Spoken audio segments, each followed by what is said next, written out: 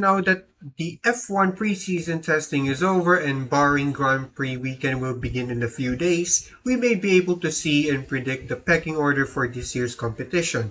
And teams have already revealed their cars and the development they did during the winter break and all of that. So in today's video, I'm going to make my predictions for all 10 teams for this season as well as their standings by the end of this year. And as for the Drivers' Championship, I will not delve into all 20 places, the all 20 places they will be exactly, but I will talk about who is going to win in their respective driver pairings. And I'm also going to have a quick prediction of the 5 races that will be competitive with lots of action and overtakes. And the order of which I'm going to make the predictions for each team will be their Constructors' Championship standings from last season. Let's now dive into it. So for the reigning constructors and drivers champions Red Bull and Max Verstappen respectively, I think they will retain their titles for this year.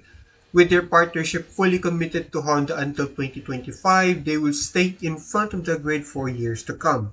And this season will be a challenge for them as teams have copied their designs, but if you have Adrian Newey in your team, you're still going to be the top dog regardless of how teams approach your design.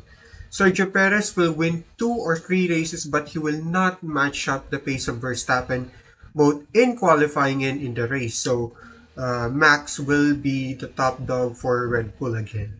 For the Italian team, Scuderia Ferrari, it will be an improvement from last year and they will be much more competitive from last year. Although they are competitive from last season, they suddenly collapsed midway because of reliability and strategic errors. The team have already stated that they may have solved the reliability problems from last year that cost them the championship. Charles Leclerc will go toe-to-toe with Max again until at least the last three races of the season. As for Sainz, he will win at least 1 or 2 races. So Charles will be the driver number 1 and Sainz will just be there for as the driver number 2. So for the Silver Arrows, let's go on to the Mercedes with the all-black livery coming back. I think there will be signs of a major comeback for the Silver Arrows from the dreadful 2022 season in which they only got 1 win and some podium finishes. They may not solve their porpoising issues, but it will not trouble them much compared to last year. George Russell will win 2 races and so is Lewis Hamilton. However, George will beat Lewis in points by the end of the season. As for the Enstone-based French outfit Alpine, they will win at least 1 or 2 podiums for this year. However, their reliability issues will hamper them from retaining their 4th-place finish from last year. And the all-French lineup of Pierre Gasly and Esteban Ocon will be a factor in this one. They may have squashed their long-time beef, or did they? But there will be fireworks on track, the same issue that Ocon had with Alonso last year. And for this team, I predict that Gasly will beat Ocon. So for the Woking-based McLaren, I think that they will have a step back year for this season. They stated that they did not hit their development targets during the winter break and this will have an impact on their charge to the upper midfield or even the top 3. Even though they have a Mercedes engine in the back of their car, the loss of Andreas Seidel to Sauber will be a big blow for the Papaya team. And for the driver pairing, Lando Norris will beat rookie Oscar Piastri, with Lando getting at least 1 podium for this team, but McLaren will not get to 5th, I think 5th, in the constructor standings by the end of the season. And speaking of Andreas Seidel moving to Sauber, I think Alfa Romeo will go out in a bang, being that this is their last season as their title sponsor for Sauber. They will improve from last year's 6th to become 5th by the end of the season. They will fix their reliability issues from last year and can become regular point scorers for both of their drivers. Valtteri Bottas will beat Zhou Guanyu, but both of these drivers will be in Q3 more often than last year. I'd say they will be there for more than half of the races. Now for the surprise package in this preseason testing, the Silverstone-based Aston Martin will be much more competitive from last season. Upgrades from the car's aero will help them to propel from 7th to 4th. This is a bold prediction, by the way.